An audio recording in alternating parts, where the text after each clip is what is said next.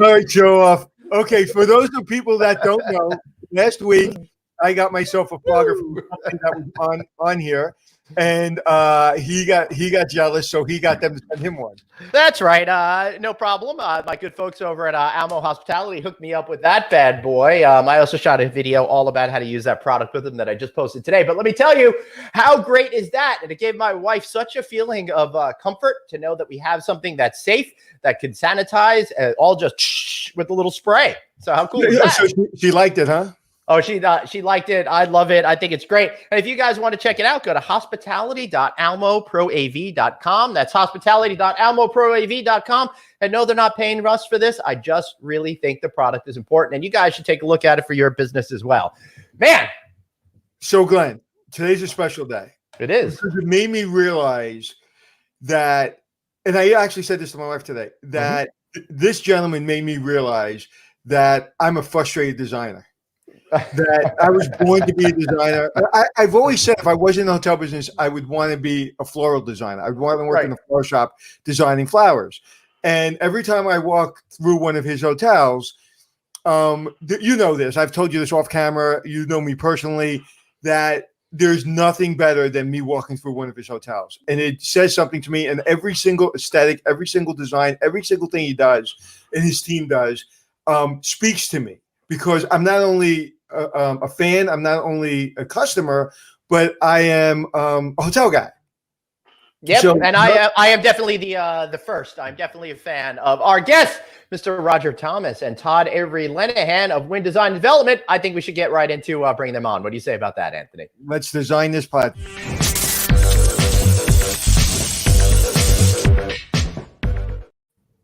Hey, we are here. We got Roger Thomas, who's emeritus with Wynn Hotels, Wynn Design and Development, and Todd-Avery Lenahan, who's picked up the mantle, is going to be continuing the love that Roger has given to all of these hotels and casinos over the decades. Gentlemen, thank you so much for being here today. What an esteemed honor it is for both of us here. Good morning. Thank you both for having us. Yeah. It's an absolute pleasure. And like I was telling you off camera, Roger, when I saw your interview a few years back, I literally played it 5 times, and I realized why I love the hotel business. That design and the aesthetic and getting the feeling right is everything in travel and everything in hospitality. And it just makes me feel better when I walk through one of your hotels. Thank you. That's very kind of you to say. We work really hard at exactly that. The guest experience, the surprise, the drama, the humor. And those are also the reasons, that kind of excitement, that kind of experience are the reasons that Steve Wynn and I unanimously elected Todd-Avery Lenahan to follow me in that important chair of head of Wynn Design and Development. You know, and that's a question I had for you just now. I was just about to ask you that. So Todd, you know, Roger and everything he's done is legendary. And can you hear me? He's a legend, not just work. He is the legend. He's a legend, and I haven't had an opportunity to meet him in person, but he is a legend. Arthur? And I'm not so kidding. he doesn't hear my sound. So Todd, talk a little bit about what you're a legend in your own right. You had your own company. You have tremendous experience. So how was that feeling when you were told that you were going to be the person kind of taking over? Well, it was an incredible honor, but I wasn't told. I was asked, and it was a difficult decision in some ways. It was natural in other ways. The difficulty came in that I had such a great collection of relationships that I had built over the past 30 years in the industry, and the thought of, you know, sort of winding those up and becoming singular to one company came with quite a bit of heaviness, because a part of what I've always enjoyed is the incredible diversity of my work and the clients that have brought me to incredible places all over the planet, working in different contexts, different cultures, different settings. And so the idea of sort of turning the page on that chapter came with a heaviness. But, you know, the industry has changed so much in the past 25 years that the opportunity to work within a vertically integrated organization, in this case, Wynn, who I have been collaborating, Roger and I have been working together for almost 20 years. So in some ways it was really natural, but the idea to work in a vertically integrated organization that places such high value on the experience, on design, and to basically own the entire process and not be beholden to a separate operator and a separate owner was really very enticing. So in that regard, it was wonderful. Although there was some sadness with, turning the page, there was real excitement about, in a way, kind of returning to where I started, because I began in the industry in an organization like this that was fully vertically integrated. Yeah, and I apologize for using the word told instead of asked. I didn't want to diminish the career you had built, and I apologize for using those words. Oh, no apology, no apology. But that being said, if somebody told me I would have that opportunity, I'd be like, yes, whatever you say, I'm all over that. So, Roger, let's go a little back in the way back machine, because you've been very, very influential on reinventing Las Vegas from the terms of look and feel and substance of the entire place. What was that first project that you worked on that you felt like, wow, I've arrived. We're changing things. We're not going to really be focusing on 99-cent shrimp cocktails anymore. Well, I think it was a double experience. One was Bellagio, because Steve Wynn changed the entire philosophy of the hotel model in Las Vegas, and that was that the casino was not the driver anymore. Entertainment, rooms, food, and retail would take equal partnership in the experience. So it became a completely different experience. But my real entry into changing the way I felt Las Vegas was Wynn Las Vegas, when Steve finally, after 20 years of partnering in design of hotels, said, I want something no one has ever seen before, which allowed me to use a newly invented language of design and experience, and start by inventing the alphabet, the words, the sentence structure, and the grammar in a way that I thought was pertinent. And it came at exactly the right time, because I was mature enough in my experiences with Steve and Elaine Wynn to come forward with the kind of strength and conviction. Much of what I presented, many of my ideas, had been formulated over the 20 years before, but were not appropriate to the experiences I was creating. So it was a delicious opportunity to start with tabula rasa. Oh, totally sounds like that. But you just came off a couple of years prior, reinventing Vegas again with Bellagio, bringing something that had never been seen before. How do you continue to push your creative strengths to top something which many would see as a crowning achievement in one of the most iconic buildings on the entire planet? Well, Todd had this experience too. The genius of Steve Wynn is he always made you achieve more than you thought you were able to achieve. He was great at inspiring and pushing. When we did Bellagio, he said, I need you to create the most important, elegant, fantastic hotel, casino, resort on planet Earth. I want it to be so good, it can never be equaled. When we went across the street and started Wynn, he said, I know I asked you to do the very best before, but you're going to have to go way past that now. And I want an even better experience. Roger, when you get something like that, you get a project like that, which is everyone's dream, right? Yeah. Everyone in what we do, I don't care if you're a doctor or you're a designer, when someone says, go past where you thought you can go, and we're going to give you the money and we're going to give you the time, we want something that's never been done before. So Todd, where do you start? Like, where do you, like, what do you start with? What's the first thing you do when you get a project like that? Do you go meditate first? Well, Anthony, first of all, I want to commend you. I'm glad you used the word dream, because that was really what Roger and I and the team were charged to do, was to dream on behalf of others. I wasn't a part of Bellagio, Roger was, but with Bellagio, there was a precedent. There were references to Italy and the historic elements of architecture that informed some of what they were doing. When Wynn Las Vegas began, it wasn't called Wynn Las Vegas. The project's working title was Le Rêve, and it was named after the Picasso that our chairman owned.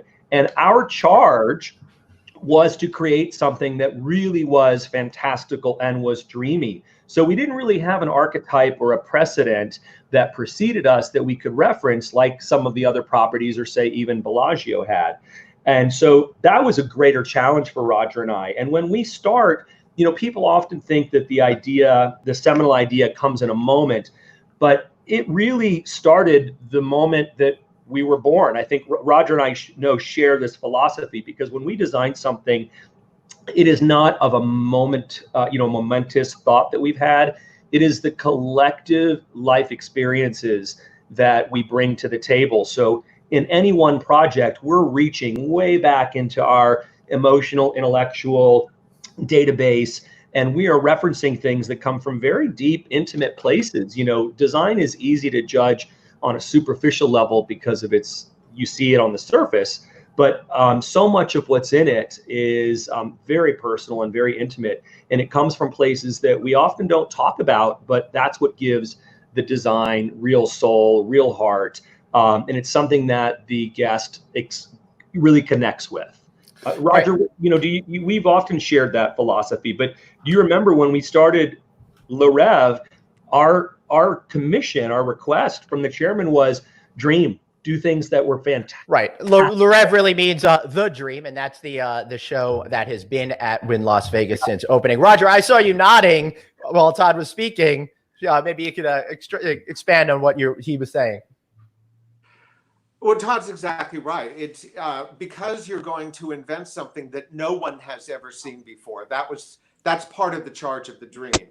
Your dreams are very personal, and every night when you go to sleep, you draw on your entire life in what goes on in your mind.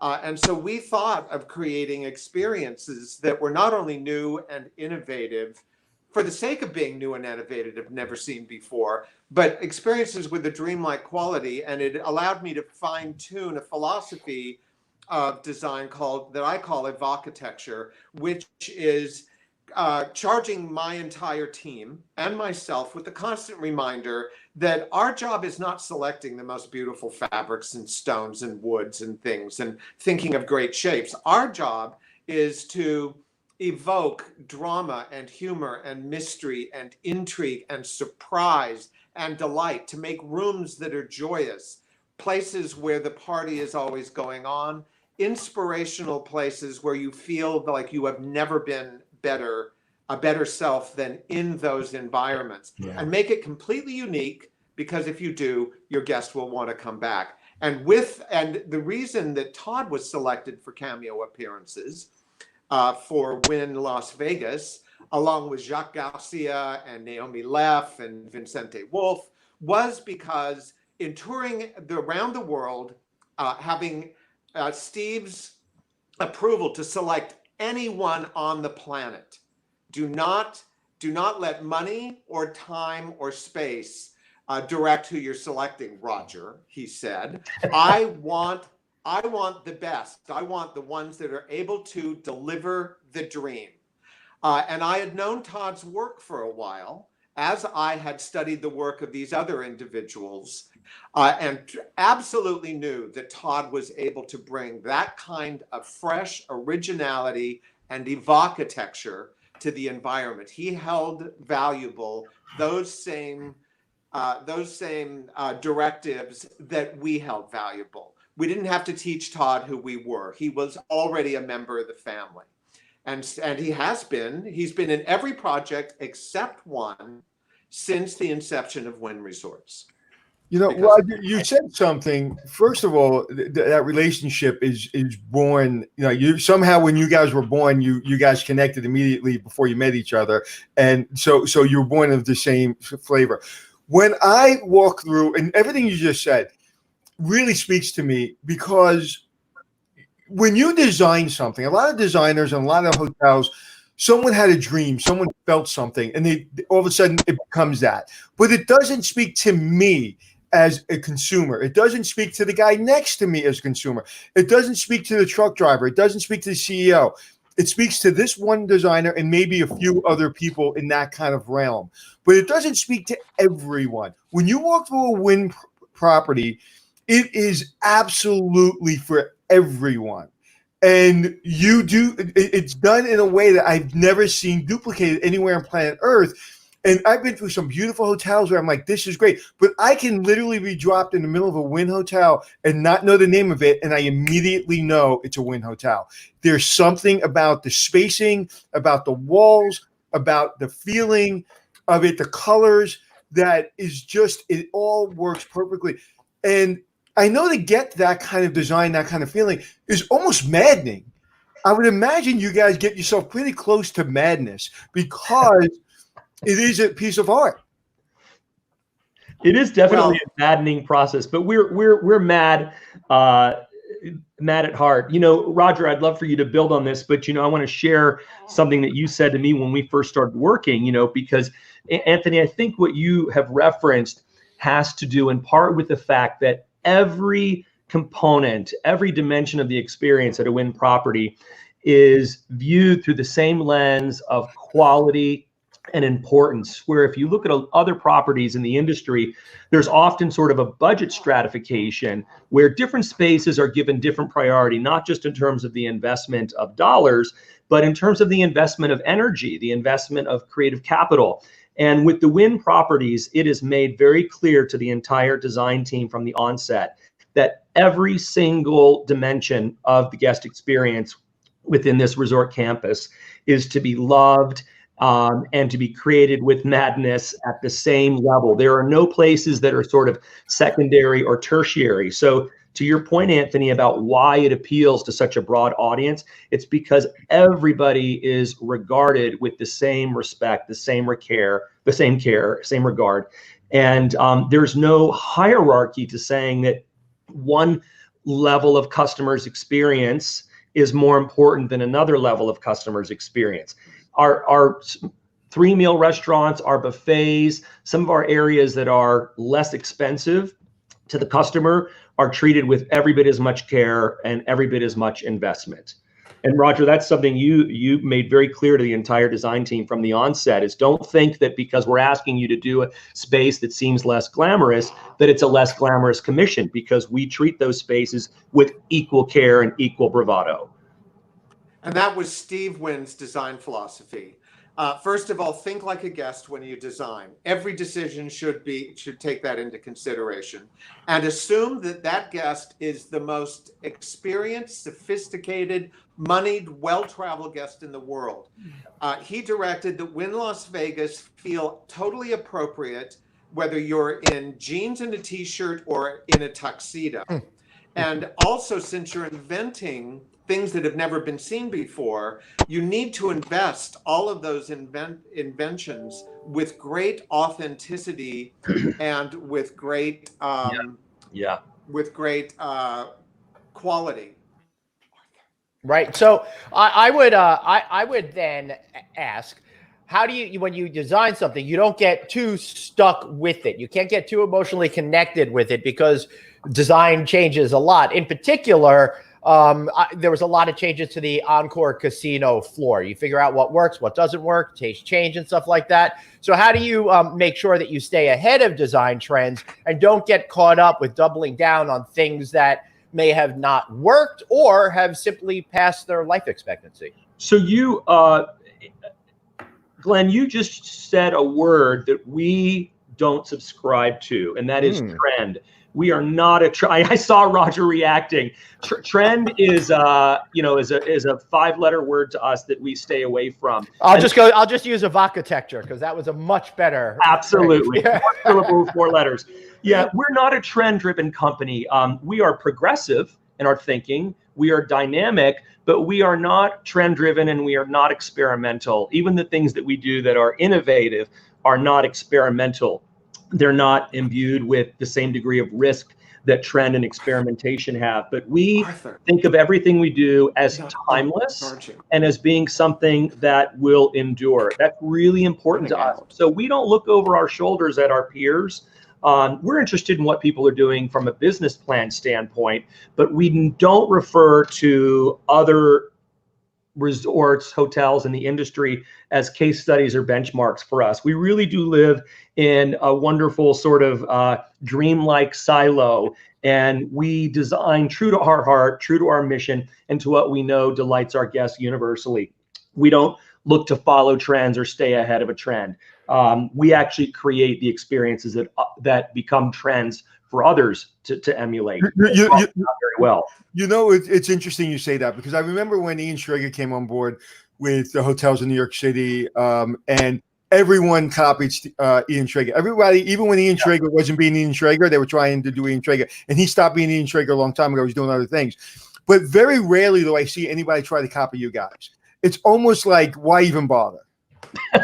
If you're not entirely original, which requires the risk I spoke of, then you're one hotel behind everybody else, right? Which is not a position that either Todd or I are interested in.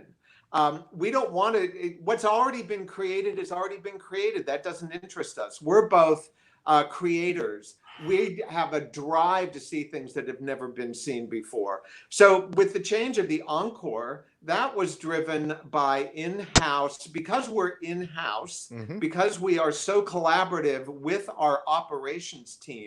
We meet with our operations team years on end, every day sometimes, or at least every week. And they had a feeling that the casino would be more active if we made those changes. Right. Some of them felt that they were right. Some of them feel that they were wrong. Some of them wish that the red chandeliers that I had created in Murano were glass, back right? in Encore. But they're in Boston now. Oh, okay. So we'll just have to create Thank new goodness. Veronese chandeliers, and he can come and stay in my guest room on the Grand Canal in Venice when he does. Well, Roger and Todd, I want your cell numbers, because I am absolutely staying connected to you both. But you know, I'll tell you a little experience that I had. I'm a poker player, as I said, and I go in the poker room, and the manager, anytime I'm in the city to do a speaking engagement, I always wind up in your poker room. I never win money in your poker room because I'm always looking at the beauty of the room and of the design, swear to God, and I'm not paying attention. And I always find something that speaks to me. One day I get up to the manager and I'm talking to her, and she said, "Oh, welcome back, Mr. McCurran." We're talking. And I said to her, "So do you like working here?" And she literally almost started to cry, put her hands out like this, and like pointing to her environment and said, "That's a silly question." Well, yeah. Another part of our charge, Todd and I, and something Steve directed, is Steve always considered what we did important, but the most important component in any hospitality environment is the team, that is the humans who are actually functioning within that environment. One of the things Todd and I both believe in, we share this philosophy, is that a big part of our responsibility is to make the work they do look effortless. It's not. But with really well-considered planning, we can put the mise en place in the right place in a restaurant so that they can spend more time focusing on the guest, less time fumbling with flatware. So we take that philosophy to every single thing we do. And as Todd stated, we sometimes elevate unexpected areas. We spend as much money on the employee or the staff dining experience as we do on guest dining experiences. Our staff is as important as our guests, and so they relate to the guests on a one-on-one. They feel equal to the guest, right, and they're able to have a human relationship rather than a servile one. And that has never been truer than what happened with COVID and how you guys handled that. And it was the standard everyone else tried to attain. And if you had employee confidence and gratitude before, now it's legendary. Now it will be a legendary story that everyone speaks to. And I'd like to add that I've been fortunate enough to get a back-of-house tour at the Wynn properties, and you can't really tell in places that you're actually back of house, in particular in where people go to do their dining and stuff like that. So I love that you're talking about creating the right psychology within the people that are working there, so that way that they could be free to deliver great hospitality to all the customers. I have to throw some credit to somebody who's not with us today, and that is a gentleman that's worked with Roger for 3 decades plus, and I've worked with him as a consultant for 2 decades plus, and that's the executive vice president of architecture for the company, a wonderful man by the name of DeRuyter Butler. And he is a genius at assembling the innumerable technical components that make these buildings work. So not only do they work as an experience emotionally, they are brilliant machines that from an operational standpoint allow this incredibly almost mellifluous operation to be, turning out this consistently. The word consistency isn't a glamorous word, but it's important in our industry to turn out this consistently excellent experience. And those back of house tours really reveal some of that, but an incredible amount of care goes into how these buildings are assembled, because this is a production, this is theater. And so what happens backstage is absolutely essential to the great performance on stage. You can't have a great show in front of the drape if the backstage isn't absolutely, crafted like a fine Swiss watch. And that's what our architecture team does. And they often don't get enough credit, but that is the bones of the body, so to speak. Right. And speaking of the bones of the body, he's the one who came up with the shape of the building, I believe, like to be like a hug, right? Because it was more emotionally comforting to create a building that kind of arch around. Or is that you, Roger? That doesn't seem right. No, DeRuyter is genius. He is the very best creator of hospitality and resort hotels, particularly on the scale that DeRuyter approaches them. But the sweep of the building, the curve that you see is a lesson from Bernini that I knew and talked to Steve about. And the swoop on the top of the building was a little cap that Tony Marnell, our contractor, who is also an architect, came up with a solution. I wanted a floating roof that was uplit with columns on the top, so it looked like there was something on the top that you had to get to. Right. That was my concept.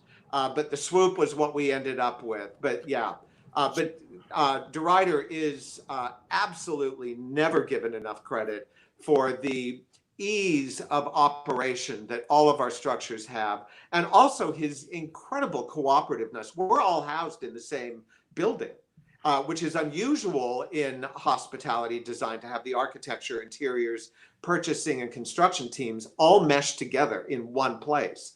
And so architecture is always meeting with interiors, which you see the result of. It's a cohesive, functioning organism.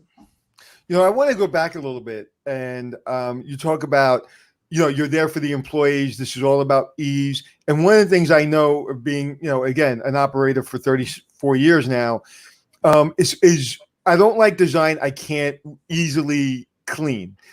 And one of the things I've noticed when properties, it's clean. Again, I'll give you my experience because I spent more time in the poker room than most people, is everything is easily clean. The cushions are white and they're spotless. Even the little tray tables that whoever designed them or whoever decided to have them, those tray tables are made of some kind of, I don't know what it's made of, but it's stainless steel, and where you put your drink is easily wipeable, and it's the cleanest tray table in any casino I've ever been. I go to other casinos, and those tray tables that I have to put my drink on, I don't even touch because they're disgusting, or the cards are dirty, or the fabric on the table is dirty. And those things, to me, I'm willing to spend more money and more time in your casino, in your hotel, because those things speak to me, especially now after COVID, that people look for hygiene and safety. And I always felt that at Wynn. Again, I literally do have OCD. I don't say it like I'm OCD. I have it. And so it really affects me when I'm there. It literally makes me feel at ease. And I go to other hotels and I can't function because I'm just dealing with stuff that's really affecting me. And so that little thing that you probably don't, well, I know you think of everything, but that you think that maybe some people don't pay attention to, it literally made me a fan of Wynn. Go ahead, Roger. I bless my parents every single day for my obsessive compulsive disorder. Okay. Yeah. We've done what we've done if we were born with that. But, Anthony, to your point, there's properties in the industry that start off with that level of care that you've observed in the way that holder is detailed. But what distinguishes us is that our staff really responds to something that's existed in human psychology for years, and that is that people do respond with a greater level of care and respect for an environment that respects and honors them first. And the fact that our team loves working in our building, and it is really their office and it is their home for some of them that, work, 16 hours a day, because they see so much care put into the environment in which they're enveloped every day, they reciprocate that. And so the level of care that comes in our maintenance, in my consideration, is often not just out of obligation of their job description, but it's because they really love the place. They take a great sense of pride and authorship of how it evolves and grows forward. And when you go from our property to others, that's one of the great distinguishing factors, is not just the environment and the service level, but also the state of the asset. We're going to be approaching our 20-year anniversary in several years, but our building is every bit as pristine. When we were shut down Unbelievable during COVID, I had the chance to walk through it with our CEO. And, to be in that building with nobody present, not even while we were under construction was there ever a silence like that, because the activity was building towards our opening day. But for the first time in the building's history, it was completely quiet. And to walk around through a building of this magnitude that has had millions of people through it 15 years later after it was opened, and see that it is absolutely sterling in every crevice, in every intersection, in every material, is really quite awe-inspiring. And the credit goes to our engineering staff and to our housekeeping team. But a lot of their pride in what they put into it comes because they were honored first and foremost by being given an extraordinary environment to work in that made them feel good about themselves as employees. So it's really reciprocal. It's a wonderful sort of circle of life. You give people a great environment and they will care for it. And that's one of our greatest challenges as we age, is how to always keep the diamond polished. Roger and I have talked about this. In this industry, there's always this interest in changing, being trendy and evolving. We actually put more time and energy into making sure that we keep this diamond polished by not just making ad hoc changes and not letting it go off script, because great properties lose their voice, not just with thunderbolts of a big singular renovation. Often it's the accrual of a lot of little things, from a lack of care of maintenance to a strange new addition. And so we're very focused on maintaining the sort of linear legacy of this great asset. And grand hotels still exist with their original architecture and design. I still go to the Peninsula in Hong Kong because of the experience I had 35, 40 years ago when I first went there. And one of the other reasons that our hotels are beautifully maintained is because not only is our staff in exquisite places caring for the very finest kinds of environments, but they are so well respected and so well taken care of that they remain there for a long time. Marty Brown, the chief of engineering, I met when we were both young kids at the Mirage, building the Mirage Hotel, and he worked at the Golden Nugget. So Marty and I have been together for 40 years. Wow. In this hotel. So that's a guy who really cares about it. He's got real investment, and he has not gotten tired of taking care of it. He inspires his team beautifully. If you ever find a video camera footage of me walking around your property, this is what it will be like. and because there's millions of people that go through there every year, so I'm not amazed by the design anymore, because I feel it, I taste it, I love it. What I'm amazed with, I'll look at the grout. I'll go in the corner. I'll literally be walking to get some sushi, and I'll go to the corner to see the grout, and it's pristine. Or I put my hand on a wall, and the curvature of the wall is a little bit different, and most people wouldn't notice it, but there's different to it that I haven't really seen before, and it's mind-boggling. I'm telling you, I go and again, Glenn knows, I go to the Wynn, and I'm okay. I'm better. And as an operator, it makes me better, because it makes me realize I've always been a little bit on the edge of trouble when I run a property. I've always been challenging the owner. I've always been challenging the union, always challenging the employees, always with respect, but always with like we have to be better than everyone. And when I walk into a Wynn, I feel it. So tell me about, I have another question about young designers, but when you walk through the corridor going towards the poker room, there seems to be something going on with some walls. Is there anything that I'm noticing or feeling that's different, or is it just, the whole feeling? Todd, And while you're preparing your answer to that, let me say we got a lot of great questions from you guys out in the audience, and we're going to start to ask those in just a second. Roger, take it away.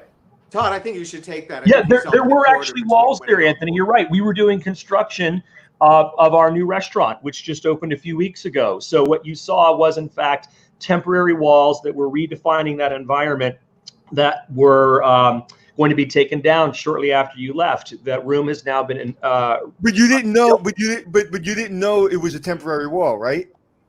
Right. All of our construction walls, our team in China calls it hoarding, are fully finished elevations. So these are not just plywood walls that look like there's work in progress. They're finished with wall covering, with moldings, with art, with sconces. They are sconces. They're completely integral to the aesthetic that surrounds them. So I felt something different. That tells you how obsessed I am with your design. Okay. Yeah. and I have a question before you go to the audience. When you have not a young designer, but a designer that's been around for 5 or 10 years, they come to work for you and they're brilliant, and that's why you bring them in. But there are a few bad habits. Like, what's the first thing that you try to infuse or inspire into a new designer, or to I shouldn't say new, but to a person that comes from a different house, comes from a different background, but has that natural feel that you need in your business, but has a few bad habits? Like, how do you motivate them? How do you change those bad habits? It's actually the young designers that haven't developed the bad habits yet. No, I know. That's why I'm giving you the hard question. I'm giving you a question. I'm not saying about the young, because that's an easy one. I'm giving you the harder one where you just really like this person, but they got a few edges that you need to change, or you just stay away. Roger and I are both, we're mentors of our staff, and it requires lots of communicating, lots of time side by side at the table. It's communication that's verbal as well as illustrative. We draw, we sketch, we lecture, and it's talking through the entire process. We're designing a new project right now, and we have about 20 different suite, room, and villa types, quite a collection of accommodations within this particular tower. And the conversations could be me just handing them my drawings, but it's not, because there are some younger people on the team, some that are legacy members of the team, but we spend a huge amount of time articulating the why and the how and the reasons collectively. So there'll be a work session that may only need 2 or 3 people at the table, but I often encourage everybody to come over. We have big work tables in the middle of the studio where everybody can see and hear. And I invite everybody to the table to become a student of that conversation and to understand the nuances of what we're doing and why. And a huge amount of time is spent discussing operational issues, technical issues, as much as the overall creative directive. They're perfectly balanced, because if it is an extraordinary feeling experience or an extraordinary looking experience, but it doesn't function, then it's all for naught. So it's really a constant balance of right brain, left brain, right brain, left brain. And I think Roger's process is very similar. That's why he and I have worked so well together for so long. And one of the things that I find I need to indoctrinate in every designer who comes to work for us, and Todd does this as well, I've seen him do it, is to teach them about the history of our profession, our craft, the history of architecture, design, and even art. I didn't study architecture design. I studied art history and was a studio artist. And so I come to design in a different way, and I find that they don't know what's gone on before. It's not taught in schools, unfortunately. And once they understand why our decisions are based on lessons learned of what not to do and lessons learned of what to do, they have a richer experience in the design world, and they're better equipped to anticipate the next room. Right. So let's move ahead to a question from the audience. I love this one. What is some of the greatest challenges with any of the specific projects you overcame? And let me add, overcame them as well. Roger, maybe you could take us back and share one of those with us. Well, the reason I stayed with Steve for 40 years is the greatest challenge was always ourselves, was overcoming, was realizing that we could go further than we thought we could go, that we could achieve more than we felt we could achieve in the time allotted. He dared us to dream, as you've heard. And so I think just it's not being afraid of going into risk and into places that no one has ever dared go before. I think that was the greatest challenge that I faced consistently. And Steve was always excited about those challenges. Steve Wynn was a true explorer of the art and architecture world. That really excited him. And so it excited us. And so we got to places we didn't know we could go. Right. What about, let me ask you another question. I can't find it on there, but someone was asking about scents, and I'll add to that. How does scent design and sound design play into the overall experience? Sometimes we think about just the stuff that we look at as opposed to the other things that add to the overall experience. Todd? With sound design, you mean audio, the atmospheric acoustics, and the smellitizers and all that kind of stuff. Well, at our properties, the audio that you hear in the background, and it really is background music. It's not foreground. We never want to be foreground. The background music is intended to basically fill in the blanks and establish kind of an emotional tenor to the space. But that is a very highly curated list, a playlist of music. It is not just something streaming from a website or a service that provides music to hotels, which do exist. Our lists, our playlists are constructed by a group of people that spend hours screening every single song. Even the lyrics are listened to make sure that there's nothing objectionable, but there is a definite emotional tenor to the music that you hear in our property. And it's not just from a streaming service. Every song is chosen with intention, and it changes throughout the day. So what you hear in the areas throughout the hotel in the morning is very different than what you're going to hear at noon versus what you're going to hear before you go to dinner, or after dinner if you're going to one of our clubs. So it's constructed, and there are crescendos and decrescendos throughout the day that very much support the mood of the guest while they're in the property. So my question, and how you hear it is important. Our casinos have upholstered wall cover so that you hear a fuller, more resonant sound. Our restaurants are attended to so that you can not only feel the vibe of the restaurant and feel that it's really lively, but so that you can hear the conversation across the table. We also do use scent, but we use a fresh cut, fresh mown lawn scent. I'm losing battery power, so I'm going to have to switch to something else. Give me a minute. All right, we hope you come back real soon because we need to talk about the Roger Thomas collection. So go take care of that, and we'll see you in just a second. So Todd, my question for you is, give me an incident, kind of backing to Glenn's question. Yeah. Where you're challenged with something from Roger or from Steve, or from Mr. Maddox today. Yeah. Right. Or Mr. Mattis, or where you would, where it was like, okay, yes, sir. All right. I'll think about that. And then you go back to your office and you said to yourself, are they out of their minds? And somehow you figured it out. Like, what was the biggest one that you were like, this is not doable, but somehow you figured it out? So the most recent example of that, and it wasn't daunting, but it was definitely a challenge for the team. Things have changed in the last 6 months. In the last year also, even before COVID, things were starting to change. And we had a room renovation underway on paper only. The work had not been initiated in construction, but it was a project that was going to be several $100 million. And it was beautifully conceived. It was designed and documented, but there was a realization for a number of reasons that the investment was actually a bit too rich. And so we were asked to go back to the drawing board and start entirely anew for a budget that was 30% less than the initial budget. Wow. And the design team was pretty daunted by that because it's a substantial reduction in cost. But, there's a lot of expensive work out in the industry that is very expensive, but doesn't necessarily justify the money that was spent. So we subscribed to that philosophy and said, okay, if we've got 30% less money, that doesn't mean that we have 30% less ideas or 30% less creative wherewithal. On the contrary, we have to compensate for the reduction in investment with an increase in our intellectual and creative investment. And so we went back to the drawing board and said that ultimately, no matter what something costs, great taste and timeless design is what prevails and endures.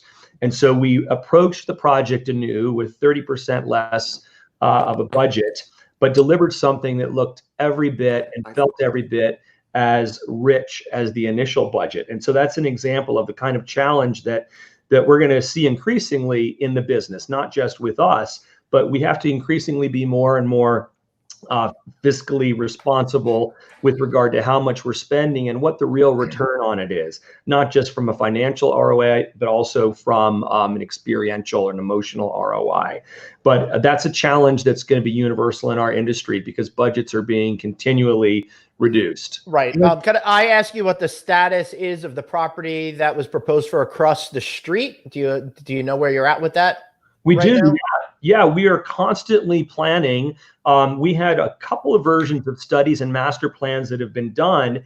And it's actually kind of a wonderful thing, happy accident, so to speak, that we didn't proceed with some of our earlier plans because a couple of the things that have been done in the market on neighboring sites, including the expansion of the Las Vegas Convention Center, have informed how we would look at that site now. And those weren't things that would have been known about had the project proceeded a couple of years ago. But now with the Las Vegas Convention Center completing and some of the new properties on that street about to open in the next year, it allows us to look differently at that neighborhood and what it really needs. So our process is that when you see a built product from Wynn, we have gone through dozens of iterations, dozens of explorations, no stone unturned. So what you see is the best version of all the studies, all the distillations that we've done. It's not just the first thing out of the gate. So when that project is developed, it will be the result of an even more rigorous understanding about the context, the market, and it'll be that much more successful because of that. Great. You said something very interesting I want to get back to. You said just because the investment went down 30%, the budget went down 30%, that doesn't mean our creativity goes down. Matter of fact, it's got to go up 30%. Right, because expectations are still going up, no matter what your price point is. Go ahead, Roger. This was the first project Todd did, this 30% reduction. The first result we saw of Todd's taking the helm. And I got to view the result of this. And I called both Todd and our largest stockholder, by the way, and said, this is proof absolute that Todd is the right guy to take this company forward for the next 20 years. It is genius. It looks more expensive than the room that I was 30% over. It was my design that was the 30% overage. And Todd's design was absolute sheer genius. I was so impressed. So thank you, Roger. Wow, that is absolutely fascinating. So I want to back up a little bit. 30% less is really creative problem solving. Right, but Todd, the reason I wanted to go back to that because I thought it was so important that that's the way you build teams, and that's how you basically, when you're ready to step down, that's how you build the next Todd or the next Roger. Is that you say, okay, we have a challenge. Nobody likes it. Nobody wants to look at this and say, okay, we have a 30% less. But you know what? We are not 30% less smart or 30%, less as a team. We've got to now say we're in the room for a reason. Yes. Todd-Avery I'm here for a reason. And the reason they chose me or I chose to be here over anybody else is because when they come to me with a challenge like this, hold my beer, here I go. And I just love the fact that Roger, again, knowing you a little bit, you would never say that. That is completely authentic, completely genuine. So as wonderful as that is, as wonderful as the team is there a space, and you don't have to mention the space, is there a space that you walk through, either one of you in your career, that you're like, oh, it's just not exactly perfect. It's not exactly the way I wanted it. Does that happen? Yes. I don't think every space. We never every space. Yeah. That's so true. Absolutely. And see, Roger and I didn't even rehearse that, and we both reacted it. Of course. I mean, we are obsessive. We are maniacal. It's very hard for us to put the paintbrush down. Very hard. You know, when you are a master painter, you will be working those eyes and that nose until the last minute. You know, you're racing the oils as they dry. And it's very much the same way for us with our spaces. We are our own biggest critics. It looks complete. It looks wonderful to the guest. But Roger and I always feel and see things that we feel like we could have continued painting on. It's just our nature. And that's what fuels us to keep going, because when the next project comes along, we build on that experience.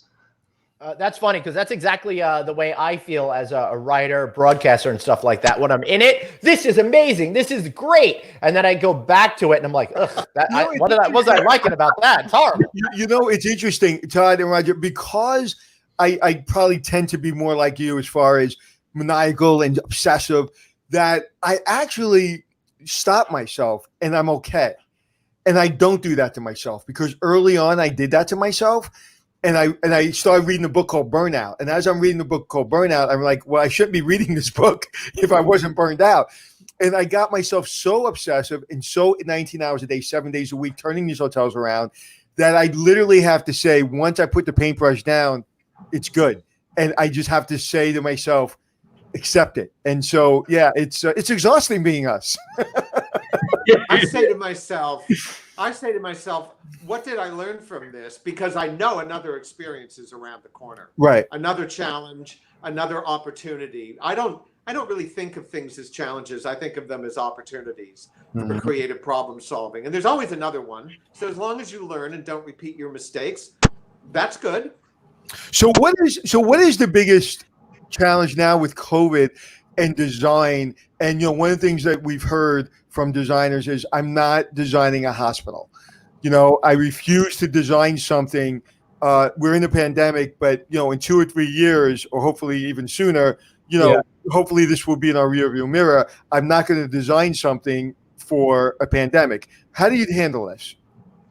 Well, I think the greatest, there's many challenges, but one of the challenges that's really, I think sort of, it's just present and we can't do anything about it right now, is barriers. You know, even a plexiglass or a glass screen between two humans that are supposed to be interacting in a forum where gracious hospitality is being presented, that is an impediment to real human connection. Also, face masks, when over half the face is obscured and you're lacking human expression, it really makes it hard to deliver something with the same sincerity and humanity that exists underneath that mask. It's there, but our staff communicates universally with something called a smile, with a bright eye, with, you know, a lift of the mouth when somebody's talking and they say something fun or engaging.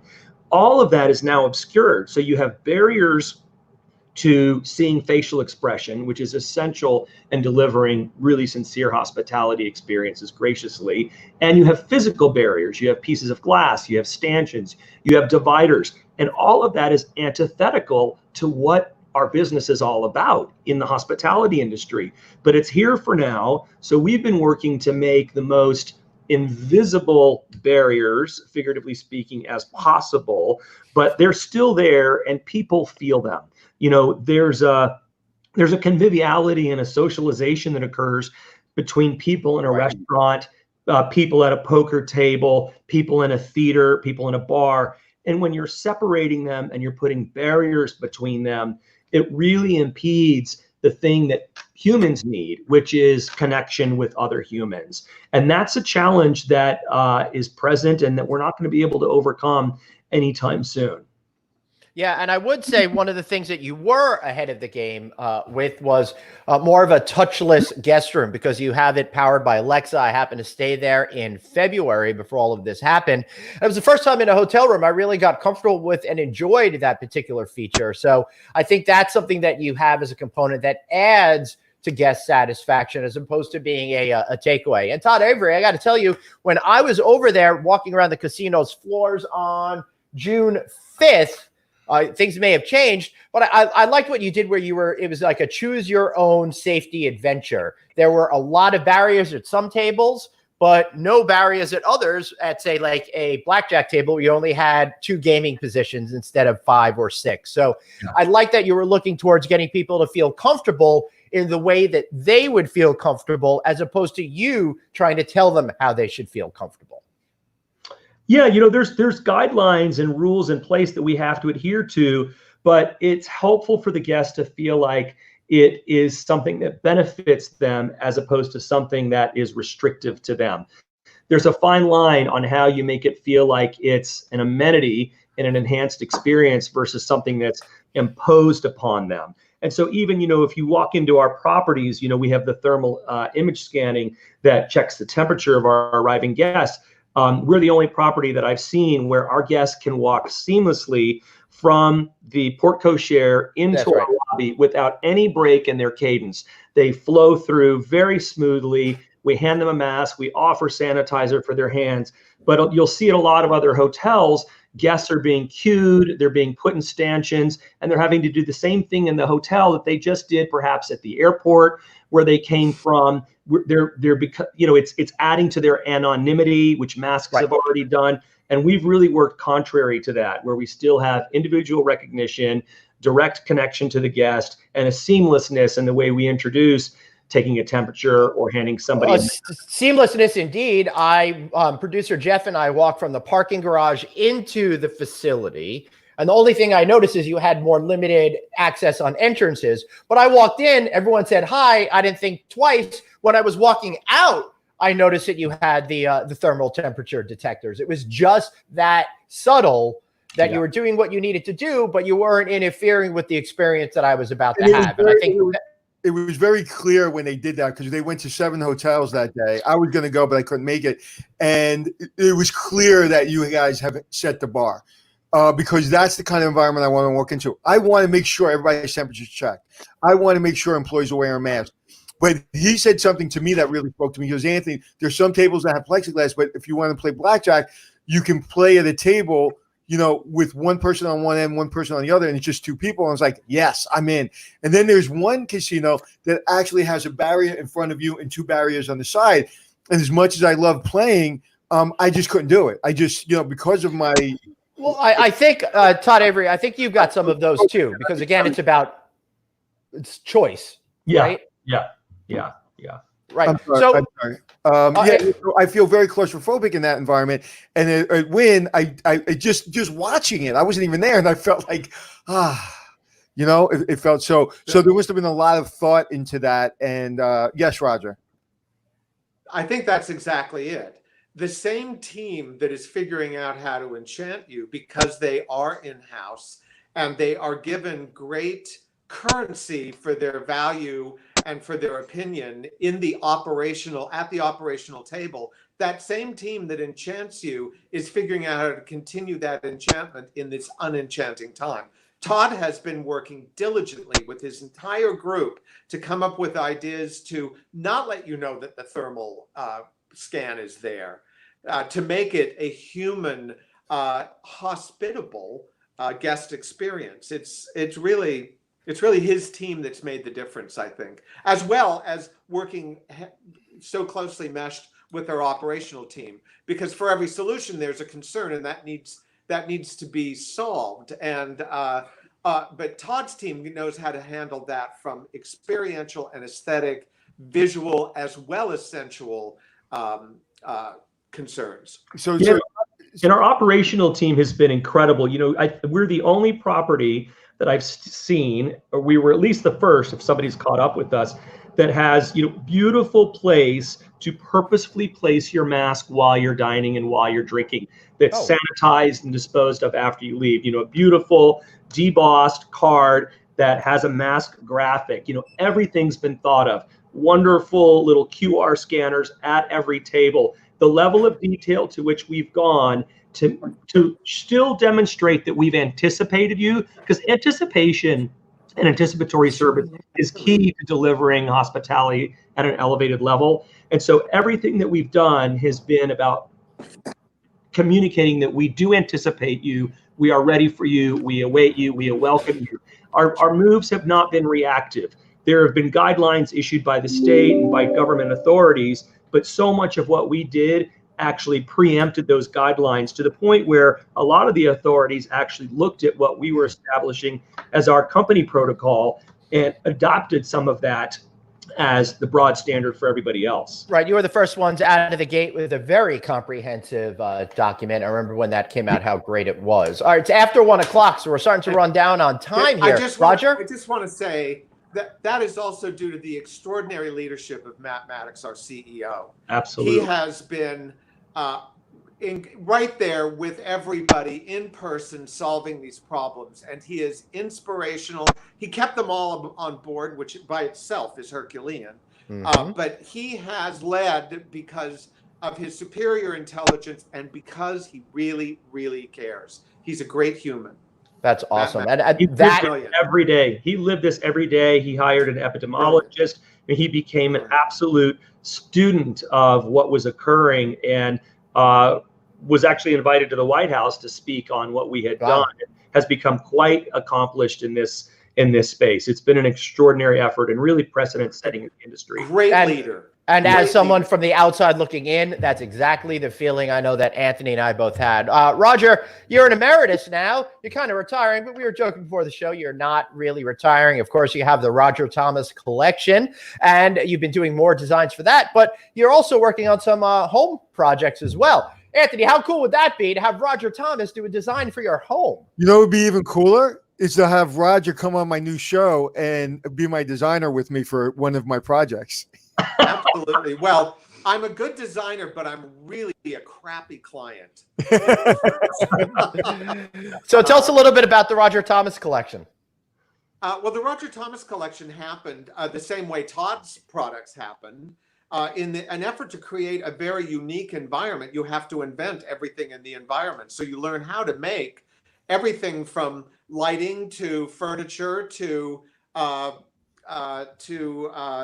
passementerie that edges the drapery. Yeah. So the Roger Thomas collection, with Steve and Elaine Wynn's complete backing, started producing these unique pieces so that we could use them first. And when we went back to get them, they would still be a product that we could get without ordering 500.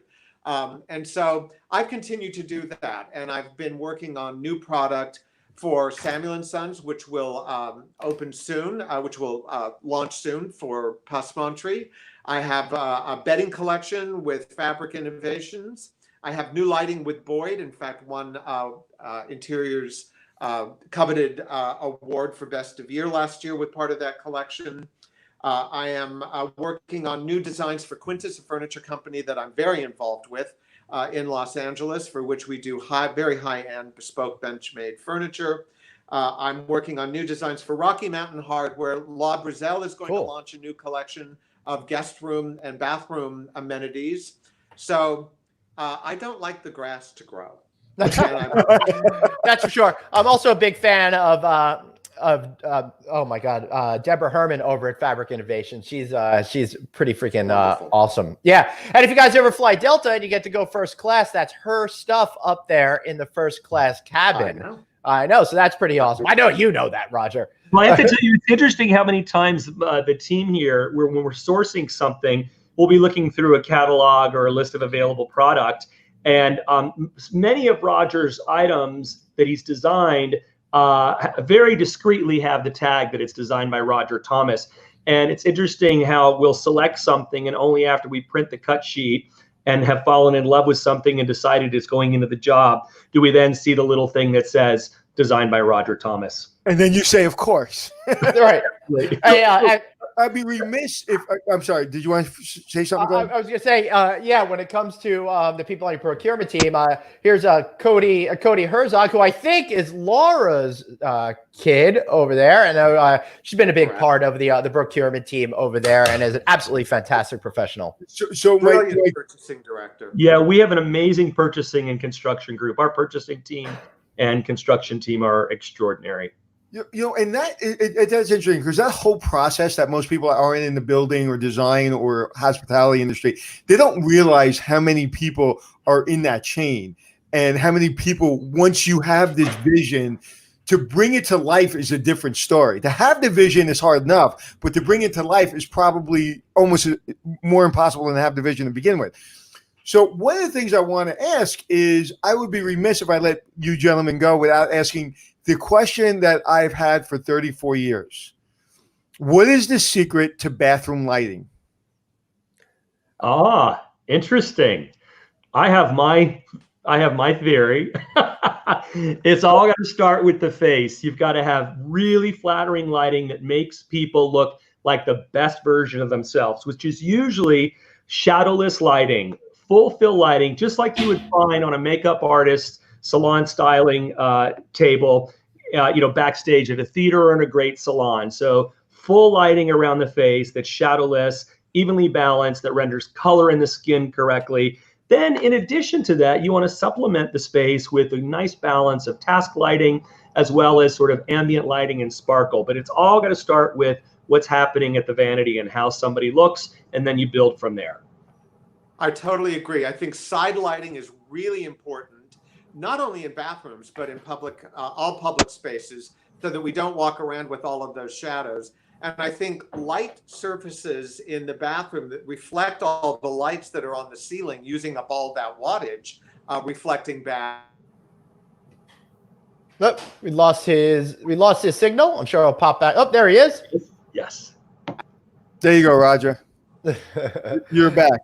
All right, so you're saying the last thing we heard is light surfaces that reflect back. Yes. Nope. I don't know. All right, Todd. Yes, light surfaces on the countertop of the bathroom, because you're using all that wattage. Yeah. Might as well get some of it under here. Yeah. Right. So that seems like I need a whole class, or at least a week worth of classes, to really understand it. But there is an art or science to it, and most people get it wrong. And I should mention, Anthony, we, in addition to our purchasing, construction, architecture, interiors, finance, we also have our own lighting department. So we have integrated into our organization a lighting design team. So we do all of that in-house as well. It really is a complete circle of intelligence that creates these projects. No, and that's the thing. When you look at a big company and they're like, well, if we do it in-house, it's expensive, right? But doing it, especially when you have projects like you guys work on, when you do it with, I'm trying not to say outhouse, when you're doing out of the house, and you're using contractors, it costs you double or triple sometimes because of the aggravation, because of the mistakes, and you don't have complete control of it. Yes, Roger. So let me say that the guy who heads that, Tom Kowalczyk, used to be an engineer at the Mirage. We had a huge lighting problem with the casino. I called in 4 different lighting designers: New York, Los Angeles, Atlanta, these huge high-powered thinkers to solve the problem at the Mirage. They couldn't do it. Tom Kowalczyk, an engineer on our team, said, "Do you mind if I try?" Went to the back of house, used some tin snips and a couple of pieces of shiny aluminum, came out and fixed the problem before our very eyes. Right. And then he was the guy. And became our lighting designer. Yeah, he leads our team now. He leads our team. Yeah. Right. And again, the expense to bring in 4 of the superstars, which, once you have superstar in your name, you get a lot more expensive. And then you have from a guy that was on your team. And not only that, it inspires everyone else that, like, it inspired you, that our own team, why are we going outside when we have the best and the brightest on our team? And sometimes, and that's been a problem with when I was working for people, it's like, I'm not that smart. And all of a sudden I become a consultant, I become more expensive, I become smarter. No, I was on your team 10 years ago, and I'm the same guy. I got a TV show, and I became smarter. No, I'm the same guy. I'm not as smart as everybody thinks I am, but I got a TV show. So when you have somebody in-house you really got to develop that talent. Well, Anthony, I got to tell you though, actually, we are the more expensive alternative. Consultants actually are much more cost effective. We are expensive because on our payroll, there's a 30% burden on everybody. It's very difficult to get a lot of the talent in this industry to move to this desert community, far from an ocean or a mountain. And we are expensive, but that expense is an investment. It's how you build consistency. When you're working with a consultant that has a lot of different masters, although they may be talented, their attention is divided. And when you work with us, we need your undivided attention. We really need to actually feel like we own you in some ways, and you have to kind of pretend like we do. I know I had to sort of pretend that was the case for many years when I was a consultant. So we're actually the more expensive option, but it's what allows us to deliver with total quality control, absolute quality control, and only we know what we do best. And it's very difficult to indoctrinate outside consultants sometimes into certain things that we need done a certain way. We might hire somebody for a cameo appearance where there's a little bit more flexibility in the way that the space is conceived. There's other things that we do that we have a very specific vision of what it is we're looking for, and it's best for us to do it ourselves. Wow, that's interesting. So basically, you just told us the story about why you were brought on to run the division instead of just them outsourcing work to you, right? That's awesome. So what else could you tell us before we wrap up today that's absolutely essential, perhaps for somebody that is interested in being a hospitality designer? How do you keep your mind open? How do you keep learning? What do you think about in order to be the best that you can possibly be every single day in your career? Roger, you go first. I look at an awful lot of art in person, if at all possible. I look at a lot of beautifully designed buildings. I go to every museum I possibly can. I draw every day, which is really important. And I read a lot. Yeah. I'm not so much, I never look on social media for inspiration, ever. Right. Because that's already been done. Right. I look for things that have been done 150 years ago for a spark in me that gets me thinking of something new. So I won't see you on Pinterest anytime soon. Yeah, and I was about to say, I don't want to insult an icon, but that was the wrong answer. You watch No Vacancy Live every single day. That's different. That's discussion, and that kind of discussion is what Todd and I do in our studios every day with our teams. Just what we're doing right now. So that's very valid. That is a super essential point, though, is getting feedback from people as well, Roger. Yeah. Sitting with the silent screen of Pinterest things that have already been done doesn't interest me. Right. I'm sorry. Yeah. I post on Pinterest. I have a lot of people who want to see Pinterest and what I'm doing. And I think it's a great vehicle for letting people know what I'm doing because I'm a producer of goods. Right. And I look for goods on Pinterest and I look for goods on Instagram, but I don't use it to find design solutions, is what I'm saying. Right, absolutely. I use it often to find product and new product. It's great. Yeah. Todd, did you want to add to that?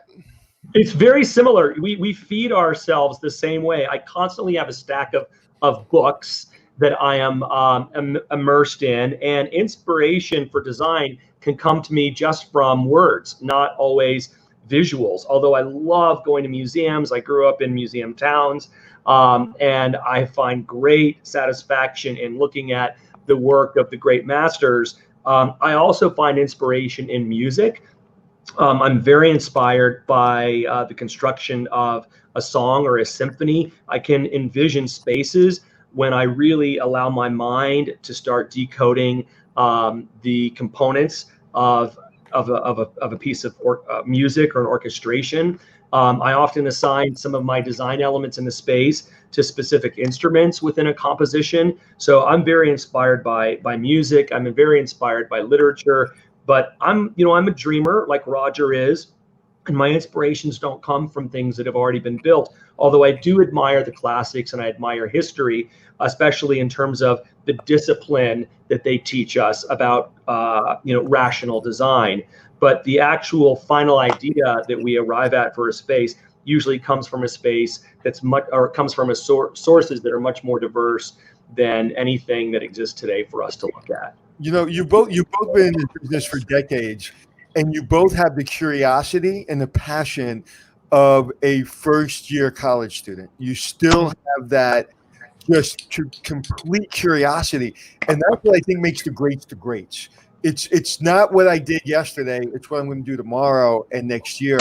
And you can't teach it. You can't. It's born. And when I'm listening to both of you, I'm out of breath because you say every word with just that passion and curiosity that is inspiring.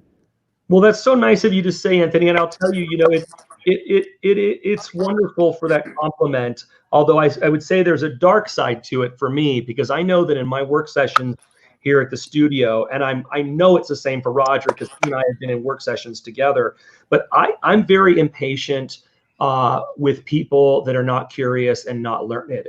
And so I'll be in a work session where there is a deafening silence. Silence rings very loud to me. And when that happens, it's because I feel like the audience either is disengaged or uninformed, both of which are deadly to a design collaboration or a charrette. And I will stop a conversation and ask people if they know the references I'm making, or I'll ask them to give me an analogous experience. And when they can't, that's when my patient really runs thin, and I will start giving assignments to people of what they need to become aware of, that they need to go back and study and learn. And then we'll reconvene. But I expect everybody to always be curious, no matter how evolved they are in their career. I love working with curious, fascinated people. I am not interested in people that feel like they've arrived at a level of mastery where they don't have to learn anymore. You know, Roger approaches everything as if he is a student, and I do the same thing, which we don't necessarily have to do. You know, we could find stasis in our careers and our accomplishments and what we've already done and live very comfortably in that space. But I like the challenge of not knowing how to approach the next challenge and immersing myself and becoming a student of that new endeavor. That's exhilarating to me. It is scary. It can be intimidating. There's great vulnerability there, but it is absolutely exhilarating. That's one of the things that young designers or less experienced designers need to get confidence in, and that is saying, I don't know, tell me. They need to ask what you mean constantly. We're happy to explain. It's okay if you don't know. What's not okay is not knowing and remaining in ignorance. Well, I also, what you just both said, Todd and Roger, I think that really is everything for a young person or even an older person that's been doing this right. Like, if no one's ever listened to the show before, if no one's ever listened to anything we said, please listen to the last 5 minutes of what Todd, Avery, and Roger said. It is critical. Once you arrive, doesn't mean you arrived. You're in the room in the major leagues. You know, I used to say when you're on my set, this is serious. They push a button and we're in front of millions of people in 120 countries. You're in the major leagues. Act like it. And if you're going to act like it, that means be curious. That means question us. That means push us. That means challenge us. But that means pay attention, be passionate, and be curious. But you're in the room for a reason. You're not in the room sitting next to you at a design table or sitting next to Roger at a design table if you're not talented. Now, okay, so what? Doesn't matter. Now you have to get to the next level, because once you're in the major leagues, the impatience, and I've been guilty of that, the curiosity and the absolute zero tolerance for really, I don't know, I'm not sure. Like that, we don't live in that world. But when you're in that world and you're around those people, that is just, and you fly at a different level in a different air. You breathe a different air. Colors are different to you when you're around those people. And guess what? And we've all been in those rooms. Some people just don't get it. And that's okay. That's when we promote them to customer and say, you can come through our front doors. You just can't come through the back door. Yeah. I love that. All right, Roger, maybe tell us about one big failure that you overcame in life. And then after that, I want to talk a little bit about your final project that you completed. So my biggest challenge in life had to do with a disease, and that is the disease of addiction.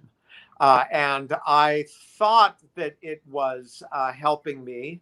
But fortunately, I had a lot of people surrounding me who knew that it was not, who helped me find the kind of help I needed to move past it.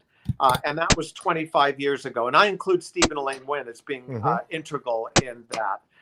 And what it did was it made me, I still remained afraid of my own voice and my own authenticity, but I came to realize that that was the only value I had when I was in any room, and that everyone was afraid of their own voice and their own authenticity, and that it was a voyage of revealing that together. So that allowed me, that particular moment, if you look at my work, Treasure Island was the last hotel I did with that problem. Bellagio was the first I did when I was working on it. So I think that's revelatory. I think it really is. Although I am sad that the current owners got rid of the pirate show. That was a thing that I really thought was cool. But Roger, thank you for sharing that, because people look at you and look at what you've built and look at your career and your station in life and like, I want to be him.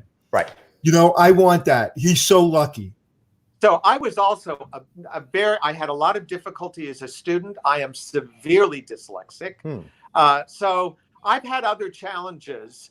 It was very difficult for me to read as a child, but I liked the result of reading, so I stayed with it.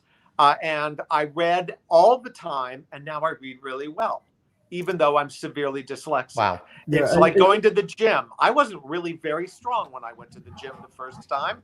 But after several years, I was pretty strong. Yeah. And that, you know, and I'm glad you shared that, because a lot of people don't.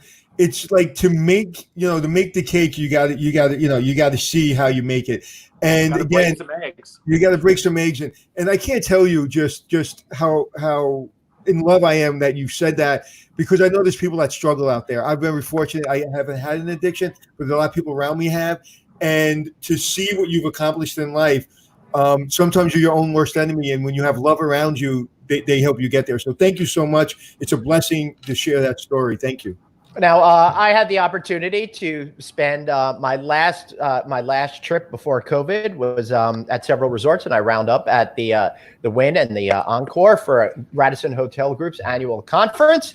And we had Jim Alderman, their current CEO, on there. So go check out that past show. But I got to tell you, Roger, I love that pavilion out there. I love what everyone did with the expansion project. What was that experience like for you going into it, knowing that, hey, this is going to be my last big thing before I go and pretend to retire? Well, it was one of those really exciting projects because it was all planned to be around a lake that never happened. The Lake of Dreams. Yes. And so we designed it all for view, and the golf course had been closed. It had been disengaged. Part of it had been deconstructed. And we realized as we were building it that we were going to open the South Convention facility, which doubled the space of the convention center at Wynn, long before a lake could ever get ready. So we had to back up, reinstitute the golf course, reconstruct a couple of holes, reorganize the view from there, and I think it ended beautifully. But that pavilion was supposed to be on a lake. But if you didn't know that, if you you don't know that, planning it, it's a brilliant experience. And that was the brainchild of Chris Flatt, who I've also worked with my entire career, our director of convention sales. She saw the need for that. She described exactly what she wanted, and we were able to, DeRuyter and I, we were able to work some sketches, get her over with her team, and fine-tune that into the space it is today. It's a great experience. Thank you for mentioning that. And, Glenn, I have to mention that conference that you attended with Radisson was one of the first 3 events we had in that new space. You inaugurated it. I know. I was very blessed to be able to see it and experience it, and I love the two levels, not just pavilion, great ballrooms up top, the smaller meeting rooms down below with another great area space. It was very well done. Your whole group could be in one area away from everybody. I absolutely love that. Anthony, anything else you want to ask these gentlemen before we continue to impose on their time? Sometimes in life you zig when you should zag. I wish I zagged over to Vegas early in my career, because if I would have had the opportunity to work with you gentlemen it would have been an absolute, just an inspiration. And, seeing so many hoteliers work for really great people and working for some people that aren't so great. When you work for great people like yourselves and you're on a team, again, don't suffer fools. That's where people don't understand. Working around people like you and in that environment, you better come up every single day and you better be ready every single day, because every single day is the bottom of the ninth. You have to win the game. You have to hit a grand slam. And I feed in that environment. That's why I love the military. So there must be thousands and tens of thousands of people that you've worked with that felt that inspiration, and you've made them better. And I just wish I had the opportunity to work with you when I was much younger, and I would have learned a lot. Feelings mutual. Yes, absolutely. Thank you. We share your passion. Well, thank you. But here we are. So, the convergence still happened. Yeah, but somehow I'm stuck with Glenn instead of you two. Well, That's not too bad. That makes me better every day. And I don't know about stuck with Glenn. Yeah. Hey, gentlemen, thank you so much for being here. Before we wrap up, it's a big tradition over here to allow you to give a good shameless plug. So, Roger, maybe one for the Roger Thomas collection, anything you're thinking of, and then Todd-Avery, we'll let you promote Wynn. So, Roger, take it away. You can find the Roger Thomas collection at therogerthomascollection.com.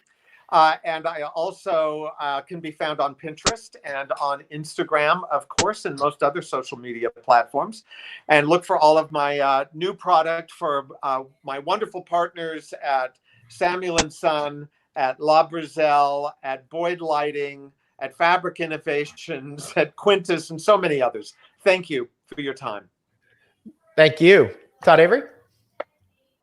Well, one of the great parts of the Wynn story has been the not knowing what's coming next, but knowing that whatever it is going to be fantastic. And we have some incredible things on the boards and in the ground that are all going to be making their appearance over the next year. So if you think that anything has slowed down during the COVID, the real slowdown has been in the movement of people traveling, but there's been no slowdown in what we are dreaming on behalf of our guests all over the world. We've got great stuff on the boards and coming out of the ground.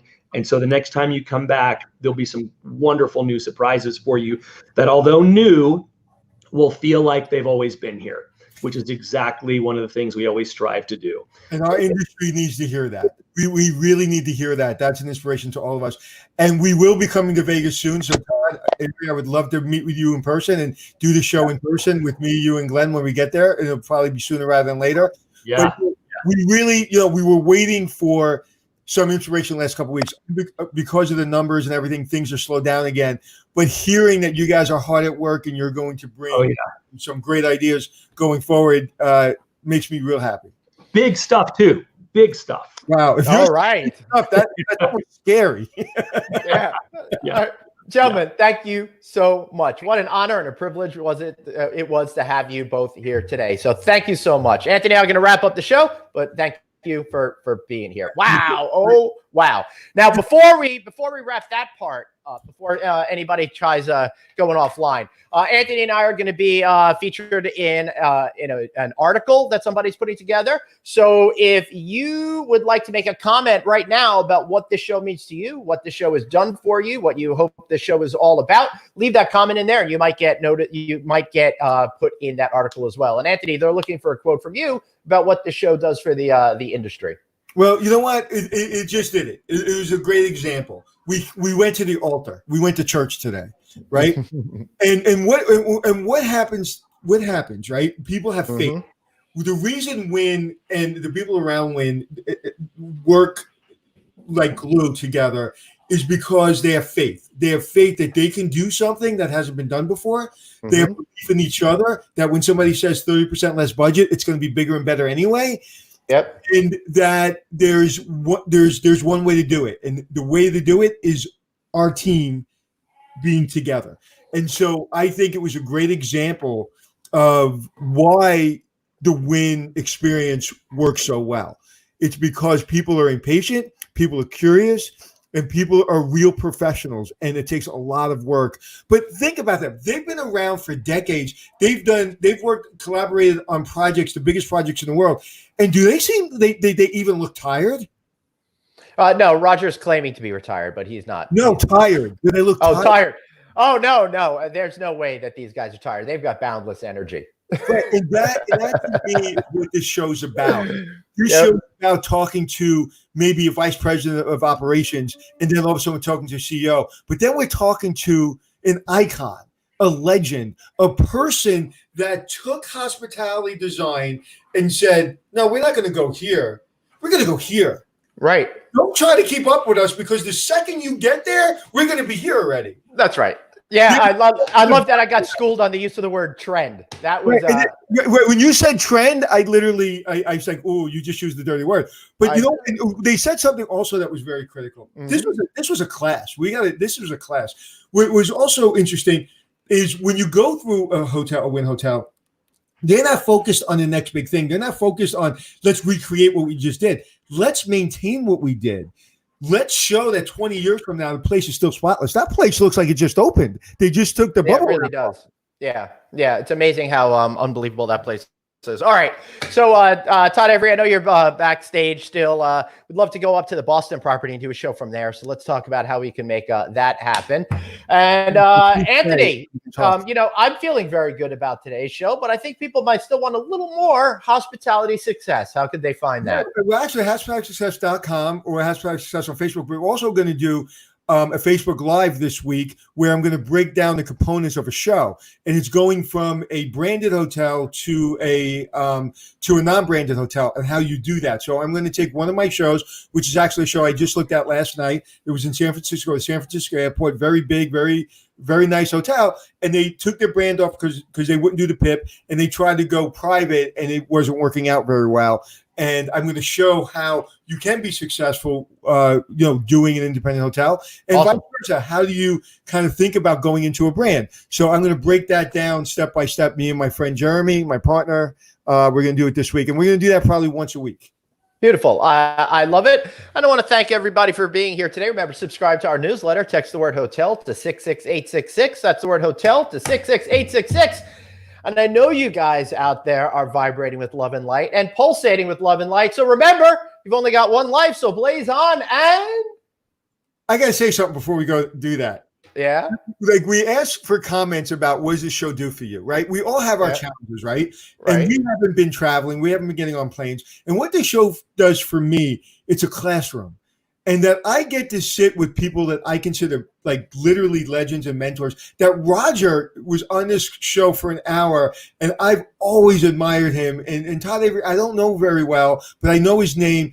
And to be able to sit here and basically be given a lesson and get inspired, it makes me feel okay. Sometimes I feel like the weird kid because I'm so intense and I expect such high standards. And then being around people like that and being able to speak to people like that, to be on our show, it's everything. So this show has really kept my inspiration and my curiosity, and it also makes you feel like, you know what, I'm not crazy.